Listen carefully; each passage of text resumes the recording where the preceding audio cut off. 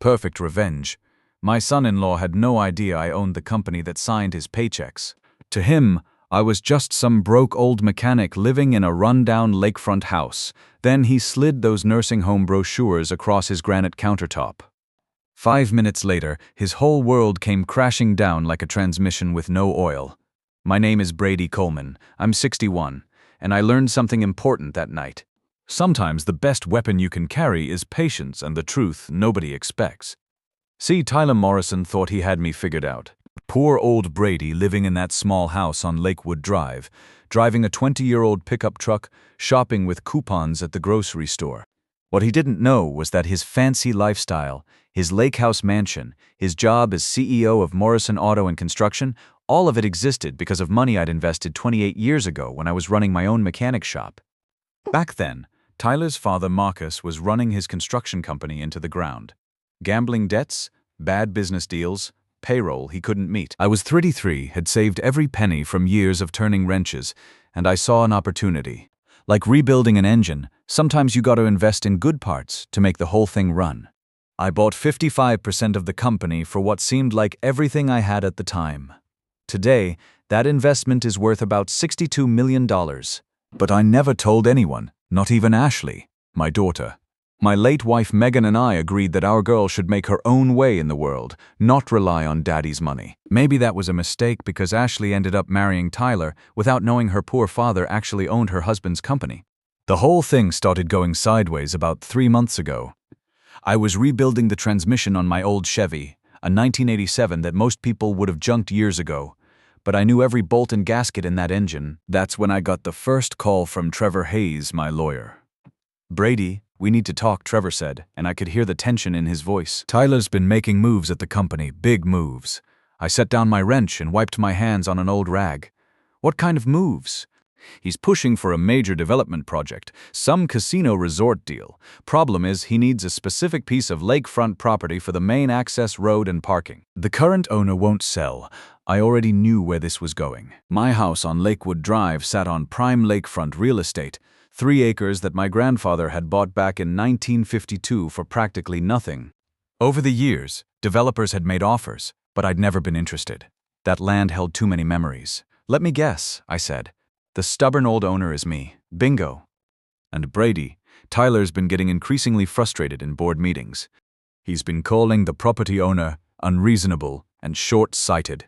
He has no idea he's talking about his wife's father. That's when I started paying closer attention to what was happening at Morrison Auto and Construction. Through Trevor, I had access to all board meeting minutes, financial reports, and strategic planning documents. What I saw wasn't pretty. Tyler had been making promises to investors about this casino project for months. He'd already committed to timelines and budgets that depended entirely on acquiring my property. The whole development hinged on using my lakefront land as the main entrance and primary parking area. Without it, the project would collapse.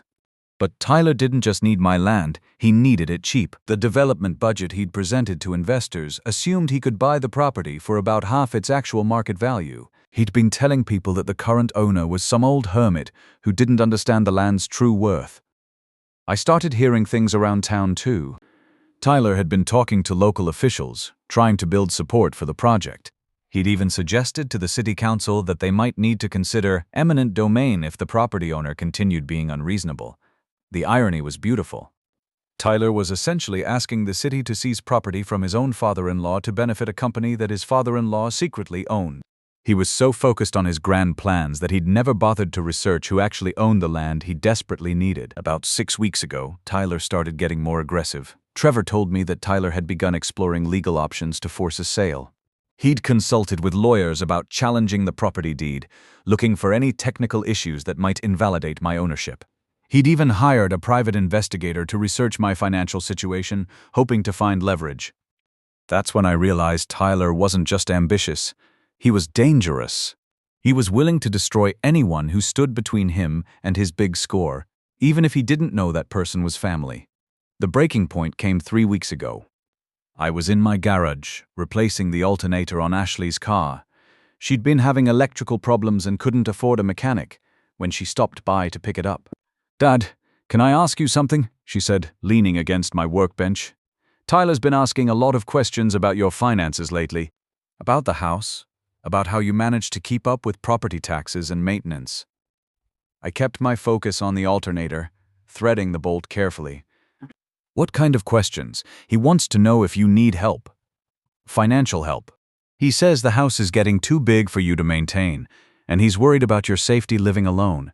That's when I knew Tyler was planning something. He wasn't asking out of concern. He was gathering intelligence. He wanted to understand my financial situation so he could figure out how to pressure me into selling. What do you think? I asked Ashley. Do I seem like I need help? She looked around the garage at my well-organized tools, at the classic cars I was restoring, at the general sense of order and capability that surrounded everything I touched. Honestly, no. You seem more capable than most men half your age. But Tyler says we need to start thinking about your future, about what happens as you get older. I could hear Tyler's influence in her words. He'd been working on her, slowly convincing her that her old man was becoming a burden that needed managing. Ashley, I said, setting down my tools and looking at her directly. If I ever need help, I'll ask for it. But right now I'm doing just fine. She nodded, but I could see the doubt in her eyes. Tyler had done his job well. 2 weeks after that conversation with Ashley, Tyler made his first direct move. I was in my garage working on a carburetor rebuild when my phone rang. It was Ashley, and her voice sounded different. Rehearsed, like she'd been practicing lines. "Dad, Tyler wants to invite you for dinner Friday night," she said. He thought it would be nice to have a family dinner with his parents. Now, Tyler's parents had never wanted me at their dinner table before. Last Thanksgiving, his mother Brooke actually suggested I eat in the kitchen because the dining room was more comfortable for fewer people. So this invitation felt like a setup. The carburetor in front of me needed work, but family calls came first. "That sounds nice, sweetheart," I said anyway. Because when your daughter calls, you show up, even when you know it's probably trouble. Thing is, I'd been hearing more through Trevor about Tyler's increasing desperation. The casino project investors were getting impatient. They'd already put down significant deposits based on Tyler's assurances that the land acquisition was just a formality. Some of these were serious people, the kind who didn't appreciate being told that their million-dollar development was being held up by some stubborn old man who wouldn't take their generous offer. Trevor had also discovered that Tyler had been making inquiries about conservatorship laws. He'd been researching the legal process for having someone declared mentally incompetent. That's when I knew this dinner invitation wasn't about family bonding.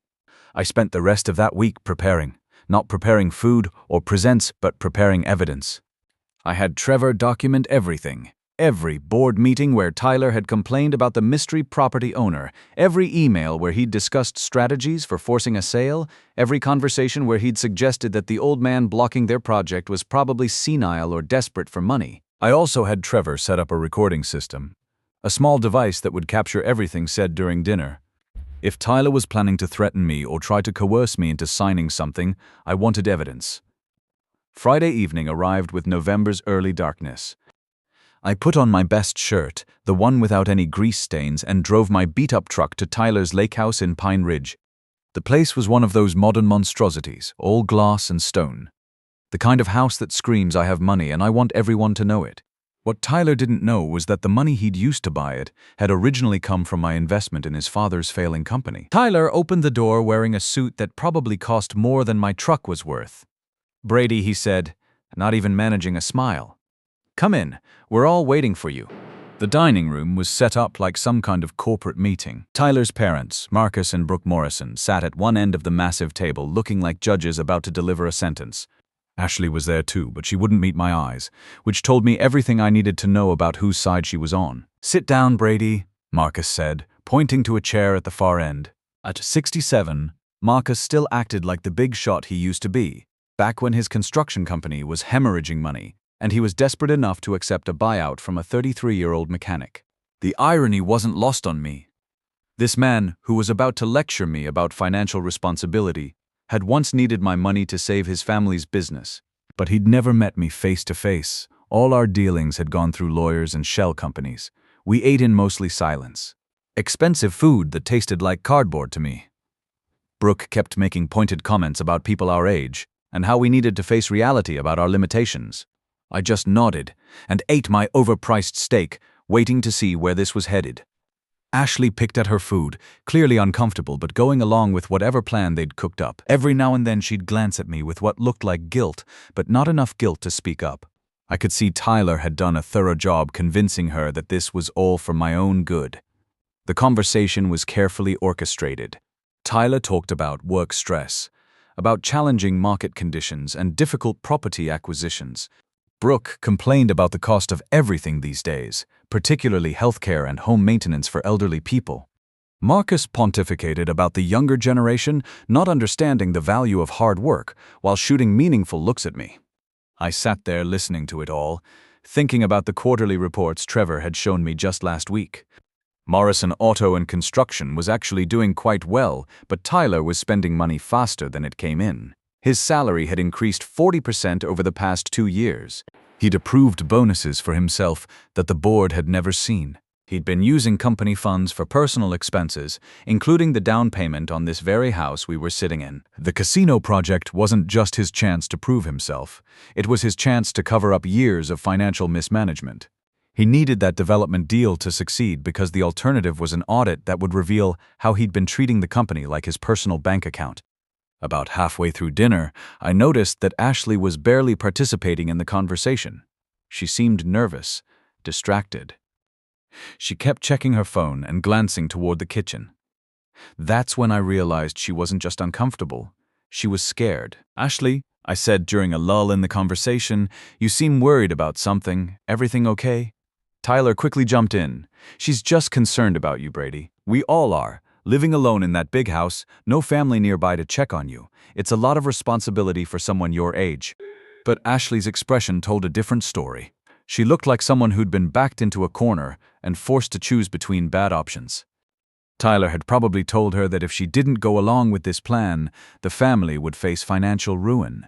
He'd made her believe that sacrificing her father's independence was the only way to save everyone else. Finally, after we'd finished the main course, Tyler reached under his chair and pulled out a thick manila folder. He slid it across the polished table like he was dealing cards in a poker game where he held all the aces. "Brady, we need to talk about your future," he said, his voice taking on that practiced authority he used in business meetings. I opened the folder and saw exactly what I'd expected. Nursing home brochures on top, something called Sunset Manor with pictures of elderly people playing checkers and looking grateful to be warehoused somewhere clean and safe. Underneath were legal documents, power of attorney forms, property transfer papers, guardianship applications. The trap was finally sprung. "Your house is becoming a financial burden for the family," Tyler continued, leaning back in his chair like a CEO delivering quarterly results. "We've been covering your property taxes and maintenance costs. And frankly, we can't keep subsidizing your lifestyle." That was interesting, considering I'd been paying my own taxes for 28 years and doing all my own repairs. But I let him talk. Sometimes the best strategy is to let your enemy dig his own grave deeper. Marcus leaned forward, his thick mustache twitching the way it did when he was nervous. I remembered the tell from the old days, though he didn't know we'd ever met. "The sale of your property would solve our immediate cash flow problems and provide a nice nest egg for your care, Brady. It's really a win-win situation." "Cash flow problems?" I asked, keeping my voice mild and curious. Tyler's face flushed slightly above his expensive tie. "The company is facing some temporary setbacks. We need capital for the new casino resort project. Your property," he paused, choosing his words carefully. "Your property sits in a strategic location that would benefit the entire community."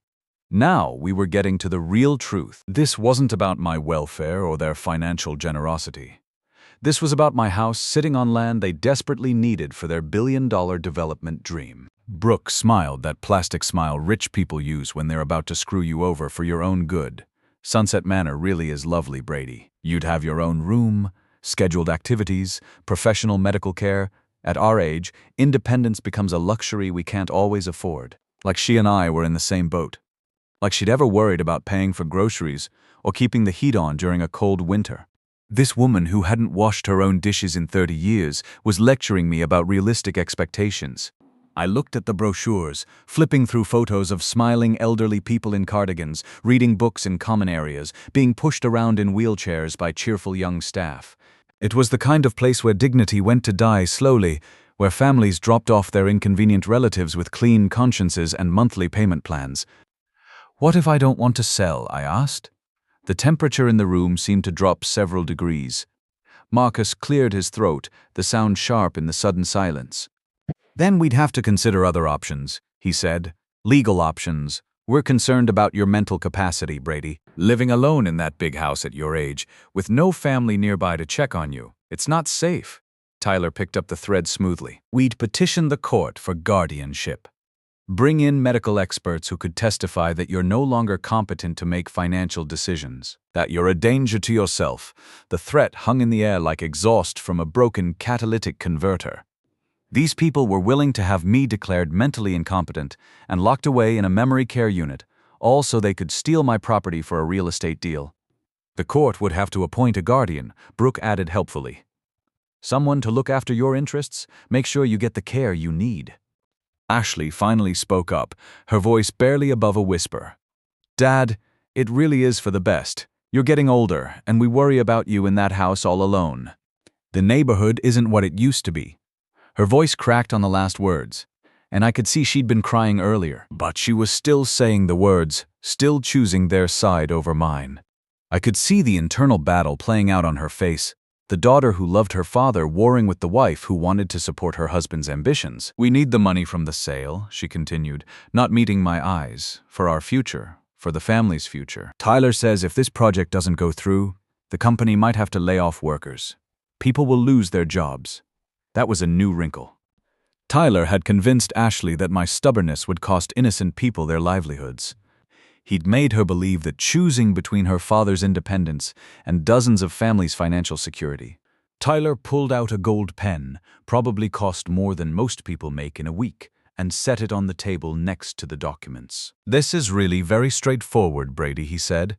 "You sign the power of attorney. I handle all the paperwork for the sale, and you move to Sunset Manor. The transition team there will help you settle in, get you oriented to your new routine. Everyone wins." I stared at those papers, then at the 4 faces around the table.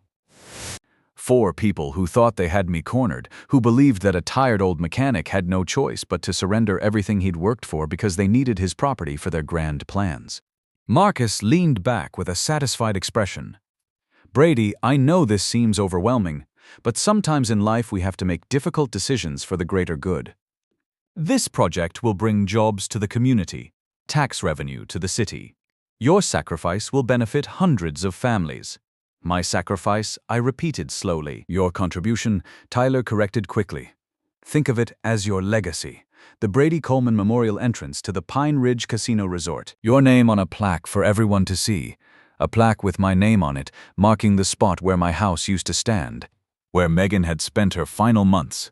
Where we'd raised Ashley. Where 3 generations of my family had called home. They wanted to turn it into a parking lot and call it a memorial." I looked at Ashley again. She was staring at her plate, tears dropping onto her untouched dessert. This was killing her, but she was going through with it because she believed Tyler's version of reality. She thought she was choosing between her father's stubborn pride and her family's survival. That's when I realized something important. Tyler hadn't just been targeting my property. He'd been targeting my relationship with my daughter. He'd systematically isolated me by convincing Ashley that her old man was becoming a burden, a problem to be managed rather than a person to be respected. He'd played the long game perfectly. First, establish financial pressure by overspending company money. Second, identify the asset he needed to solve his problems. Third, research the target and discover emotional leverage points. Fourth, turn family members against each other by presenting false choices. Fifth, create artificial urgency to force a quick decision. It was actually impressive in a sociopathic kind of way. Tyler had orchestrated this entire evening like a master manipulator. He'd positioned himself as the reluctant bearer of bad news, forced to make tough decisions for everyone's benefit. He'd made Ashley complicit in betraying her father by convincing her it was an act of love. But Tyler had made one critical error in his calculations. He'd assumed that Brady Coleman was exactly what he appeared to be, a broke old mechanic with no options and no power. They were wrong about a lot of things, but they were especially wrong about how much fight this old mechanic had left in him. "You know," I said, reaching into my jacket pocket, "there's something I should probably tell you about that property situation." I pulled out my phone, the old cracked one that made them think I couldn't afford better, and dialed a number I knew by heart. The room went dead quiet as I hit the speaker button. Trevor Hayes speaking came the crisp, professional voice through the phone's tiny speaker. Tyler actually laughed. "Who are you calling, Brady? Your nephew, the bus driver?" "Trevor," I said, ignoring Tyler's smirk. "Are you there?" "Yes, Mr. Coleman. How can I help you this evening?" The silence that followed was beautiful. You could have heard a pin drop on that expensive hardwood floor. Tyler's laugh died in his throat like a choked engine. Brooke's fork paused halfway to her mouth. Marcus went pale above his perfectly knotted tie. "Mr. Coleman?" Tyler whispered, like he was trying to solve a puzzle and the pieces weren't fitting together the way they should. "Activate emergency shareholder protocol," I continued calmly. "Immediate freeze on all Morrison Auto and Construction assets pending board review, and prepare the termination papers for the current CEO." "Certainly, Mr. Coleman. Shall I schedule the emergency board meeting for Monday morning, 9 a.m. sharp?" "Full board attendance required," I said. "Consider it done." "Is there anything else you need this evening?" "Not tonight, Trevor. Thank you." I ended the call and slipped the phone back into my jacket pocket. 4 faces stared at me like I'd just pulled a gun and announced I was robbing the place. Tyler shot to his feet so fast his chair scraped against the hardwood with a sound like metal grinding metal. His face was cycling through emotions too quickly for any single expression to take hold. Confusion, disbelief, panic, and something that might have been the first stirrings of genuine fear. "Morrison Auto and Construction," he stammered. "But that's— How do you know about shareholder protocols? How do you know about emergency board meetings?" I stood up slowly, feeling every one of my 61 years in my joints, but also feeling more powerful than I had in decades. Like an old engine finally getting the maintenance it needed. Because 28 years ago, when your father's company was going under due to his gambling debts and spectacularly bad business decisions, I used every penny I'd saved from 15 years of turning wrenches to buy a 55% controlling interest. Marcus made a choking sound like someone had just punched him in the stomach. Brooke's perfect makeup couldn't hide the gray pallor spreading across her face. "The company you've been running, Tyler, the salary you've been collecting, the office with your name on the door, it all exists because I wrote the check that saved your family's business when nobody else would touch it." I picked up the nursing home brochure and held it up so everyone could see the smiling elderly people on the cover. "Currently, my stake in Morrison Auto and Construction is worth approximately $62 million, which makes me not you, the real boss of the company that pays for this house, funds your lifestyle, and employs everyone whose opinion you seem to value more than your wife's father's dignity." Tyler collapsed back into his chair like someone had cut the strings holding him upright. The sound he made wasn't quite a laugh and wasn't quite a sob, more like the noise a balloon makes when air escapes too quickly. "You," he breathed. "You're the silent partner? The majority shareholder we've been trying to?" His voice trailed off as the full scope of his situation became crystal clear. "The one you've been trying to impress, I finished for him. The one whose approval you've been desperately seeking for months. The one whose funding you need to make your casino project successful. I dropped the torn pieces of the brochure onto his expensive china plate. And now, the one who knows exactly how you treat elderly family members when you think they have no power to fight back." Ashley was staring at me with her mouth open, her face a mixture of shock and dawning recognition. "Dad, you own Tyler's company?" "I am Tyler's company, sweetheart, have been for 28 years. Tyler tried to stand again, his legs shaky, his voice cracking. "Brady, please. I was just trying to help, to find you a nice place where you'd be comfortable, where you'd have people to look after you. The casino project, it would benefit everyone, the whole community. Save it," I said quietly. "You just threatened to have me declared mentally incompetent so you could steal my property. You recruited my own daughter to betray me. You conspired with your parents to commit what amounts to elder financial abuse." Marcus finally found his voice. "Brady, surely we can work something out. The project is good for the company, good for everyone involved. You must see the bigger picture here." "Oh, I see the picture just fine. The emergency board meeting will be Monday morning at 9 a.m. sharp. I suggest you spend the weekend preparing your resignation letter, Tyler, and finding yourself a good employment attorney. Because after Monday, you're going to need one." The next few days were interesting to say the least. Tyler tried everything, calling, texting, even showing up at my house at 6 a.m. with coffee and donuts begging me to reconsider. but I was done talking. Some engines, once they throw a rod, can't be rebuilt. Monday morning came crisp and clear. I put on my best suit and drove to Morrison Auto and Construction headquarters downtown. Trevor met me in the lobby, and together we rode the elevator to the 20th floor boardroom. The board members rose when I entered, 10 good people who'd been growing increasingly concerned about Tyler's leadership. When I presented the evidence of Tyler's threats, his financial mismanagement, and his conspiracy to defraud the majority shareholder, the vote was unanimous. Tyler was terminated immediately. No severance package, no golden parachute. Security escorted him out while he begged and sobbed, crawling across that expensive carpet like a man whose transmission had just seized up completely. 3 weeks later, Ashley filed for divorce. She'd been learning the business from the ground up, starting in the shop where I'd begun 35 years ago. Turns out she had good hands for the work and a sharp eye for detail, traits she'd inherited from both sides of the family. The casino project was cancelled, of course. The investors sued Tyler personally for the deposits they'd lost. And last I heard, he was working at a used car lot across town, trying to sell sedans to people who probably knew more about engines than he ever would. As for me, I took over as active CEO of Morrison Auto and Construction. At 61, I figured I had at least another decade of good work left in me. The company was thriving under my direct leadership, and I'd implemented new policies to ensure that no CEO would ever again be able to treat the business like their personal bank account. Sometimes the most powerful thing you can do is show people who they really are when they think nobody important is watching. Because that's when their true nature reveals itself, like metal under stress. It either holds strong or it breaks completely.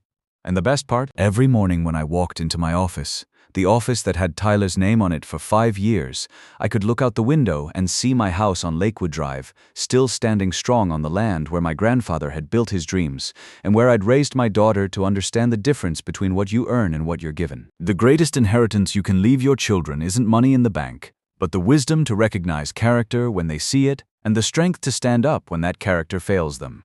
Sometimes the most dangerous people are those who mistake your kindness for weakness, your patience for ignorance, and your silence for surrender, because they never see the reckoning coming.